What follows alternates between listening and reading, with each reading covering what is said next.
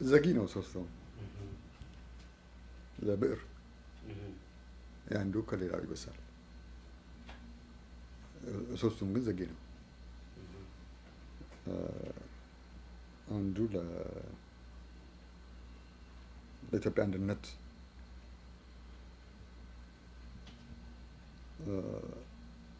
ለምን ቆምክ የሚል ይመስላል የመጨረሻው። የመጀመሪያው ደግሞ ፊውዳል መንግስት ለምን ደፈርክ፣ በከፍተኛነት በአምላክነቱ ለምን አትይዘውም?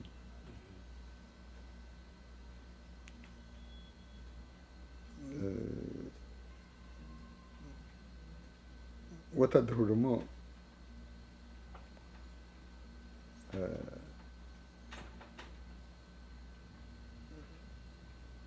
ስልጣን ያጣሉ የሚል ፍርሃት ያስጨነቀው ነው የሚመስለው። ለዚህ ነው የሚገድለው። ስለዚህ ሰብአዊ መብት የሚለውን አስተሳሰብ የሚገልጽን ነገር ነካኝ ነው የሚለው። ወያኔ ሞስትሊ ስለ ዲሞክራሲ ነው። ምክንያቱም የዘረኝነት ፖሊሲ ነው እና አደገኛ ነው። የዘረኝነት ፖሊሲ አደገኛ ነው። ለአንድ ሀገር አንድ ላይ አይይዝም፣ በታትናል። ምክንያቱም የማን ዘር ጎመን ዘር ካለ አበሻ አይቻልም እና እኔ ነኛ ይላል እንግዲህ ጠመንጃውን ስለያዘ። ግን እዛኛው ቀላል ነው። ጠመንጃ ይይዛል፣ ነገ ይዟል። ኦልሬዲ ለከጠመንጃ ነው መልስ የሚሰጠው። ያ ማወቅ የሚሉት ሰውዬ ከጠመንጃው አፍ ነው የሚወጣው ስልጣን ብሎታል። ሄዶ ጠመንጃውን ታቀፈ፣ በቃ አለቀ። ጠመንጃ ይተኩሳል፣ ይተገዝ ስልጣን። ስለዚህ እኔ ስለመላበስ ስድብ ነው። ስለዚህ ብዙውን ጊዜ ይዋጣል ይላል። ታጥቆ ሳለ ተዘጋጅቷል እና አሁን በትኩሱ ሊጨርስህ ነው። ያኛው ያደባል በደንብ እስክታጠቅ ድረስ። ግን ጠመንጃ ነፃነት ይሰጣል የሚል እምነት ነው ያለው። ጠመንጃ ነፃነት አይሰጥም፣ ሰጥቶም አያውቅም። ጠመንጃ ለምን ተኩሶ የያዘ ተኩሶ ይወርዳል፣ ተተኩሶበት ይወርዳል። አንድ ድምፅ አንድ ሰው አንድ ድምፅ የሚሉትን እንደ ጦር ነው የሚፈሩት። ዲሞክራሲ ማለት ደግሞ ይሄ ብቻ ነው። በዚህ አቅጣጫ የሚመጣውን ቲያትር ላይ ይፈታል።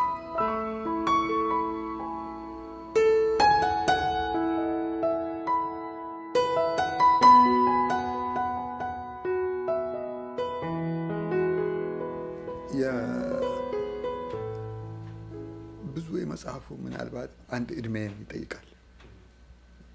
ኤነርጂ እንደዚህ በአንተ እድሜ ጉልምስና አብሮ ባለበት ጊዜ ዮጊ አውትማዋ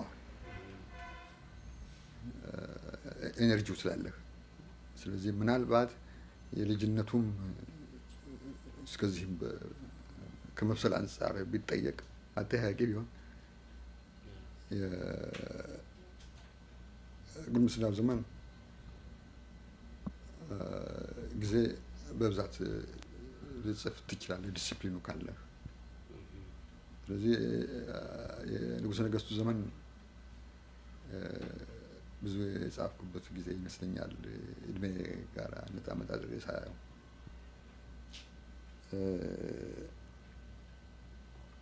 የተከለከሉ ብዙ ናቸው።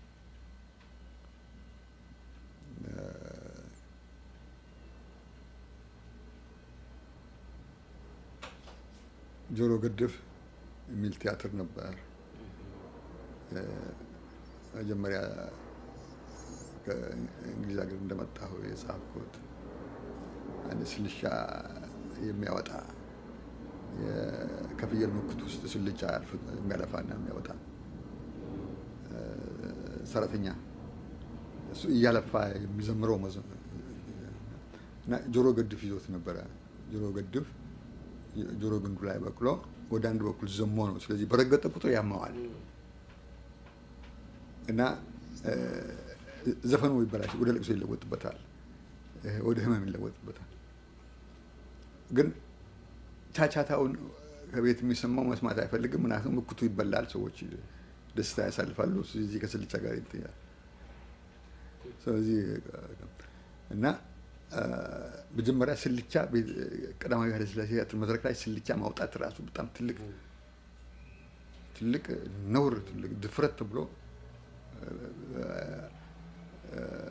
ሚኒስትሩን ያስቆጣቸው ነገር በጣም ቢኖር እሱ ነው።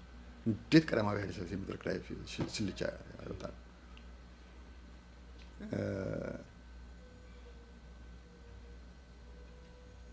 በኋላ ደግሞ እሱን ተከትሎ ጥናቱን አንዱ ተዋናይ ማታ ሲዝናና እንትን ሲጫወት መጠጥ ቤት ሲዝናና ጥናቱን ዝም ብሎ ይለዋል። ሞቅሎት ነው መሰለኝ ሲናገረው ጸጥታ ሰዎች ይሰማሉ ጥናቱን። ጠዋት ሴኩሪቲ ይጠራኛል። እኔ ደነገጥኩ። ምን አደረግኩ ብዬ ሳንስሩን ሁሉ አሳልፍ ሰርቲፊኬቱን ምናምን ተጥርቼ ነው። ሹሙ ህዝብና መንግስት ልታጣላ ነው አንተ ደራሲ ነኝ የምትለው አለኝ። እንደዚህ ነው ያለኝ። ግን ስጋኔ ምን እንደሆነ አላወቅኩም። ይሄ አሁን የምነግርህን ታሪክ አላያያዝኩትም። ለምን ጥሩኝ አላውቅም አለኝ።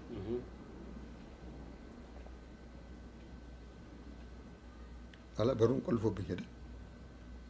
አሰረኝ ማለት ነው። ማታ መጥቶ ማርሻው ላይ ከፈተና ይሄዳል። ምንድን ነው ጆሮ ገድፍ የምትለው? ጆሮ ገድፍ ጌታ፣ ሁሉም ሰው ይታመማል። ጆሮ ገድፍ በሽታ ነው። ጆሮ ገድፍ አለ። ታዲያ ጆሮ ገድፉን ቀኝ ጎኑ ላይ አድርገህ ወደ ግራ ነው ያጠመምከው አለኝ። አዎ። ለምን ወደ ግራ አጠመምከው አለ። ወደ ቀኝ ጥማም? አሁን እሺ ወደ ቀኝ አጠመዋለሁ አልኩ። ያን ጊዜ ግራ አመለካከትና ቀኝ አመለካከት የሚል አዲሱ ትውልድ ሀሳብ አምጥቷል። ስለዚህ ወደ ግራ ተመልከቱ ለማለት ነው። ቀኙ በሽተኛ ነው ብለሃል፣ ቀኝ አመለካከት ብለው ተርጉመውታል። እዚያው ተዋይኖም አላየም፣ እነሱ በተረጉሙት ነው ለካ እንትን ያለ እና በፈለኩት አቅጣጫ። ስለዚህ የአመለካከት ነው የወቅት አመለካከት ሁናቴ አንዳንዴ ከሚገባ በላይ ይነጥራል እና ባልታሰበ ምክንያት ሰው አደጋ ላይ ሊወድቅ ይችላል።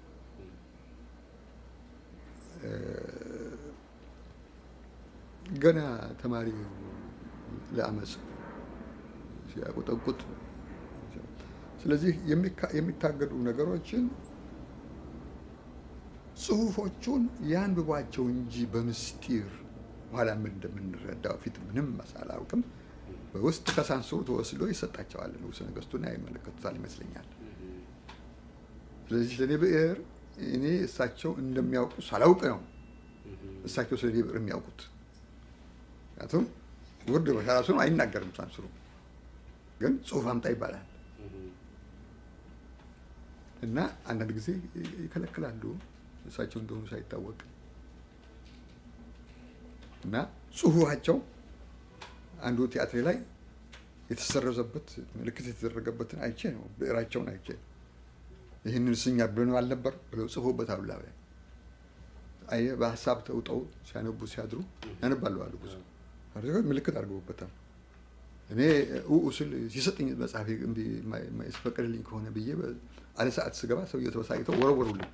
ዘ ሮንግ ቡክ ሰጡኝን ቢገባው ኮፒውን ነበር። እኛው እዛው ሳንሱር ተደርጎ አላ ይቀጥላል። ዋናውም ሰጥተውኛል የጻፉበት። በዚህ ነው ያወቅኩት። ለጃንሆይ ሳንሱር እንዲያደርጉ ሰጥተዋቸዋል ማለት ነው። ሳንሱር እንዲያደርጉ አይደለም እንዲያነቡ።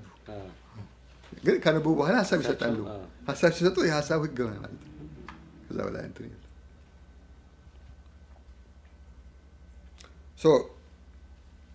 እንትን የዛን ጊዜ ሳንሱር ቢከለክለኝ ሳንሱሩን አውቀዋለሁ እና ሰው ምልክበታለሁ። ወይም ልጆቹ ትምህርት ቤት አውቃቸዋለሁ። ምነው አባት እንዲህ ያደርጋሉ እላለሁ። ወይ አለቃው ጋር ቤት እላለሁ። አሁን ሳንሱሩን አታውቀውም። ሁሉ ሳንሱር ነው። ስልኩን ይዞ ሄሎ ያለ እንደሆነ ቲያትር ያቆማል። አንድ መንገደኛ ማንም የማታውቀው ጨብራራ እንትን መንግስት ነው ይውልሰ እንትን ምንም ነገር እና ማን እንዳቆመው አታውቅም። ያን ጊዜ ሀቅ ታውቀዋለህ። አሁን ቢሮውን ዘጉና ጠቅላላ መንገደኛውን ሁሉ ሰንሱር አደረጉት።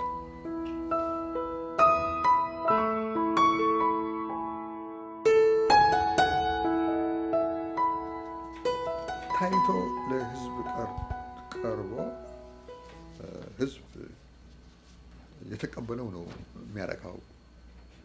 ቢታተምም በመድረክ ላይ ቢወጣም ሬዲዮ ቢነበብም ህዝብን ያረካ ነው የሚያረካ።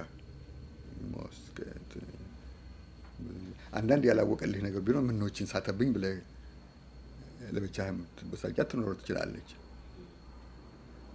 ግን ያስኖት ወሳኙ እሱ አይደለም። ወሳኙ ህዝብ የተቀበለው ሲሆን ስራዬ ቁም ነገር ላይ የሚያሰኘው ነው።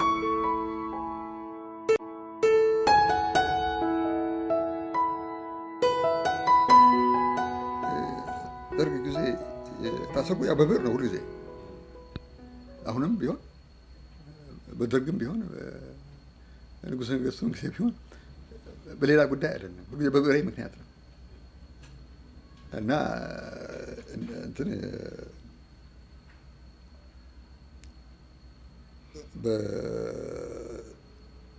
በድርሰት እና በዚህ በብሬሽት እና ተለምጠን ነው ማዘከረጅ በእሱ አዳፕቴሽን ምክንያት ነው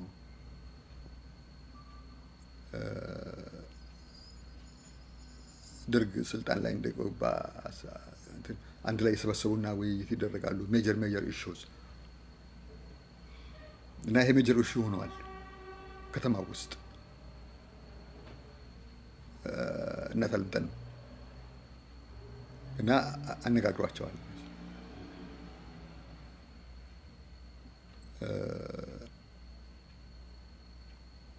እኔ እስከተረዳሁት ድረስ መነሻው እሱ ነው።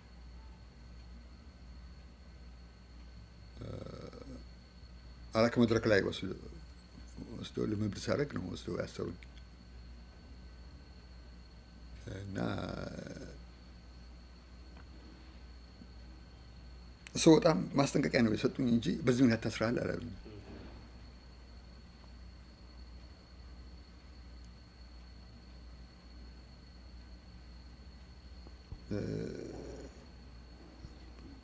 ተፈተናል ብላችሁ ደግሞ ወጣችሁ በየቦታው ደግሞ ግርግር ትሉ እንደሆነ እናገኛችኋለን ብሎ ማስጠንቀቂያ ነው የነገሩን እንጂ በዚህ ምክንያት ታስረሃል አላሉኝ። ግን በእናታንተኑ ብዙ ተከራክረውበታል ማለት ሰምቻለሁኝ። በኋላ ከነሱ ሰዎች የመጣ ነጥብ አነጋግሯቸዋል ግን ሰምቻለሁ።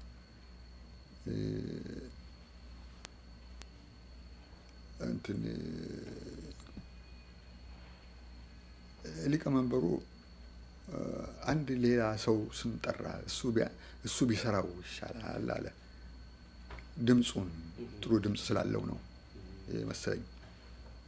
አይ እሱ አይሆንም፣ እሱ የራዲዮ ኤክስፐርት ነው እንጂ ለመድረክ ለቲያትር አይሆንም አልኩ። በቃ አለቀ በዚሁ። እና ከምን አንጻር እንደሆነ እንደ ሰዎቹ አመጣጥ ማንነት እንዴት አይነት ባህሪያቸውን ምን እንደቀረጸው የዓለም እይታቸው ምን እንደሆነ ኢንተርናሽናል እይታ አላቸውስ እንደሚያሰኝ ያ ነው ልዩነቱ ከምን አንጻር እንደሆነ።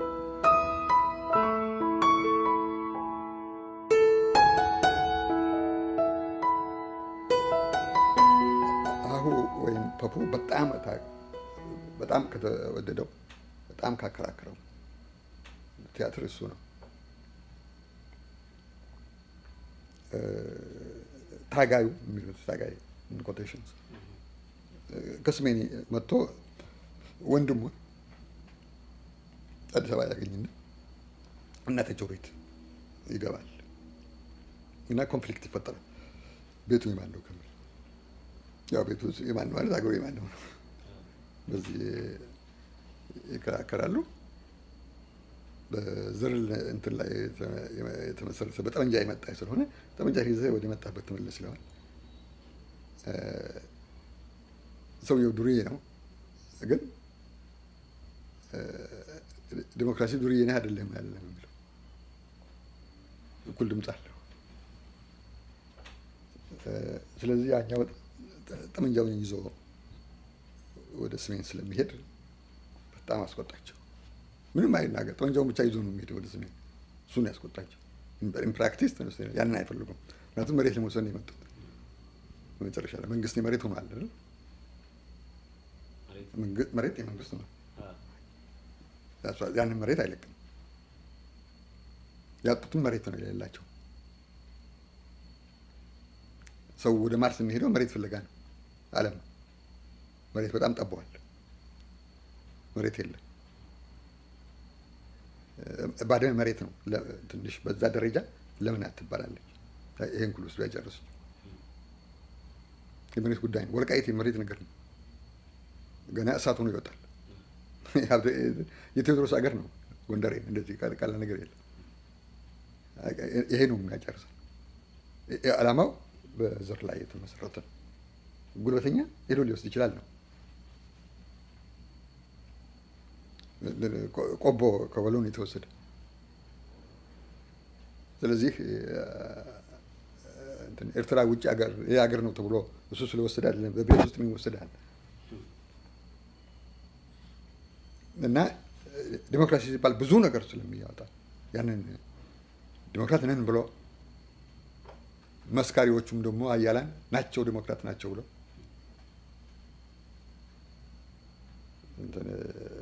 ቤዚካሊ ታሪካዊ ጠላትነት አለ። ኢትዮጵያ አውሮፓ ጥሩ አርአያ አልሆነላቸውም። ለኮሎኒያሊዝምም ለምንም አልሆነላቸውም። ሚኒሊክን አይወዱ፣ ቴዎድሮስን አይወዱ። ለምና ውጣ ብሎ ጠርጎ ያስወጣ የለም። በጥቁር ዓለም ውስጥ የለም። በታሪካቸው የለም። እዚህ መጥፎ አርአያ ይሆንብናል። የዓለምን ጥቁር አስከብረን እንዳንኖር ነው። እና ኢትዮጵያን የማይወጡ ከዚህ አንጻር ነው። ግልጽ ነው። ሁሉ ነገር ግልጥ ያለው ነገር ነው።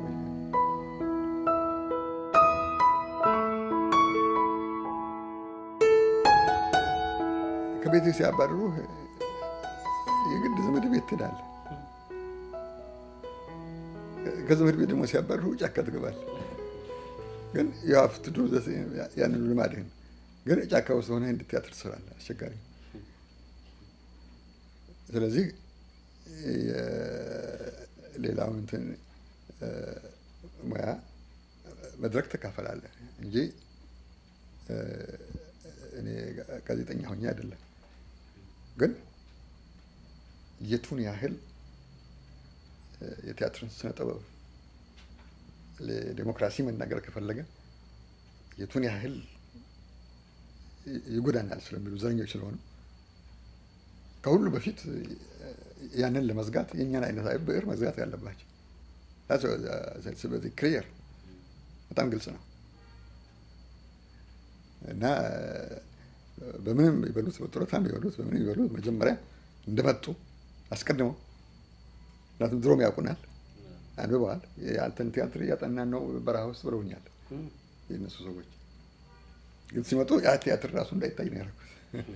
ያ እነሱ ያስተማሩበት የተዝናኑበት የሰሩት እንደገና ለዚህ ሲመጡ ዘጉት። ለነሱ ራሳቸው ናቸው ገጥመን ይሄን ስናነብ ነበር ይሄን ቲያትር ሰርተናል ብለው ያሉ እነሱ ናቸው። ግን ያን ለወታደሩ የሚያጎርሱት ወሬ ነው። ላይ ግን እችነው ላይ ውስጥ እንደዛ አይነት እንደማይፈልጉ የምሁሩን ቤት ነው መጀመሪያ ዩኒቨርሲቲ ነው አይደለም የዘጉት። አንጎሉን አይኑን ነው ያጠፉት መጀመሪያ። ከዚያ ነው ወደ ትከሻ ወደ እጅ ወደ እግሩ የሄዱት። ፕሮሴስ ተነገርና ስለዚህ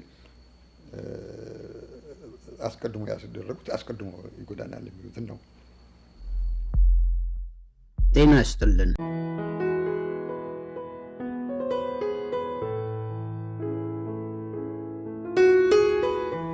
አንድ ሰው አንድ ድምፅ ነው። የዓላማ የለንም። ዲሞክራሲ ሁሉ ነገር ይፈታል። ያ ሲሆን ያ እስካለነ ድረስ ብዙ ደም ይቀጥላል። ህዝቡ አውቋል፣ ያውቃል። ህዝቡ ብድግ ነው የሚለው ትክክለኛውን ሰዓት ያውቃል። ስለዚህ ህዝብ ቀድሞ መንግስት ጭራው ነው ኋላ ይጎትተዋል። ሪቨርስ ነው ሲቹዌሽን።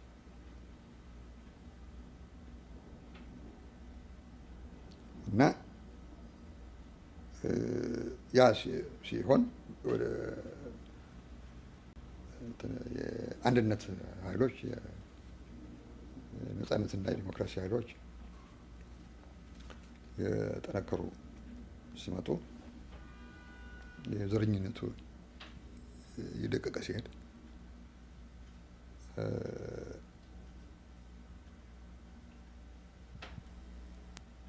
ተዋንያኑ ብዕሩ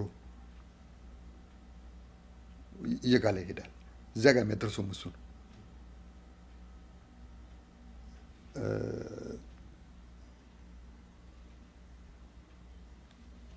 ብዙ ችግር አለ በኢትዮጵያ። ግን የዓለም ህዝብ ያልተቸገረውን ችግር ተቸግረን አናውቅም።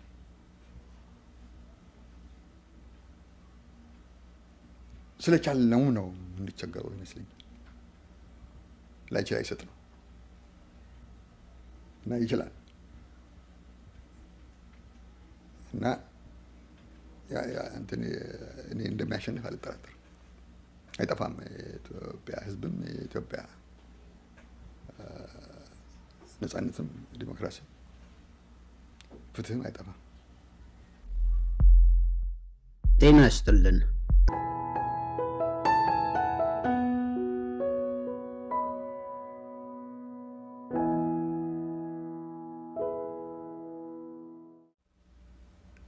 አንድ ትውልድ በየራሱ ትውልድ የራሱን ጀግና በየራሱ አመለካከት መልሶ ይቀርጸዋል። አሁን አዲስ አበባ ውስጥ ቴዎድሮስ ይታያል። ለዚህ ትውልድ ቴዎድሮስ በዚህ መልክ ቀረበ ማለት ነው። አስቀድሞ በቴዎድሮስ ህይወት ጊዜ ምናልባት ጎንደሮች ሰርተውት ይሆናል። ወደፊት ደግሞ የኛ ልጆች ይሰሩት ያሉ። ስለዚህም አብርሃም ሊንኮን ዛሬ ይሰራል። ከዚህ አንጻር ነው ብለው ለወቅቱ ጥያቄ መልስ ሰጪ ባህሪ አድርገው ያቀርቡታል።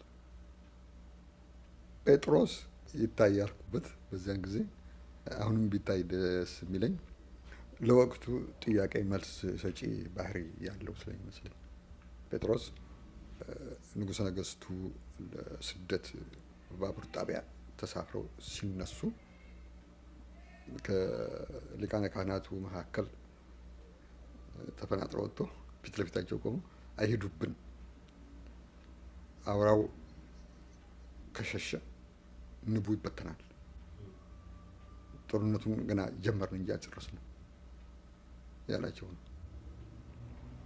እና የወቅት የፈጠረው ሰው ማለት ነው ተናገረ የወቅቱን። እና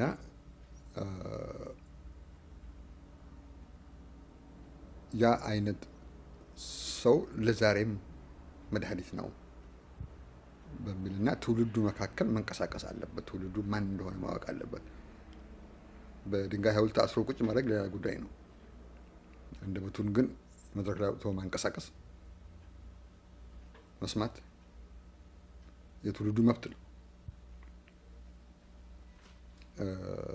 በተለይ ቤተ ክህነት በእንዲህ አይነት ጣር ውስጥ ባለችበት ጊዜ የፖለቲካ ካድሬዎች መጫወቻ ስትሆን እንደ ጴጥሮስ አይነቶቹ ናቸው። በአባቴ ቤት ንግድ የቁማር ቤት አታርጉ ብሎ ጅራፋቸውን የሚያነሱት እንደ ጴጥሮስ መሆን አለባቸው። መድረክ ላይ ተነስተው የሚቆጡት የሚገስሱት ትውልዱ እና እነሱም ልጁን የከለከሉት ምክንያቱም መበጥበጡ ነው የሚፈልጉት ትውልዱ እንዲ ካልተበጠበጠ እነሱ መንግስት ሆኖ አይቆዩ። ስለዚህ ጦርነቱን ምን ሁሉ መንገድ እየፈለጉ ሰበብ እየፈለጉ ያሰፉታል እንጂ አያቆሙትም።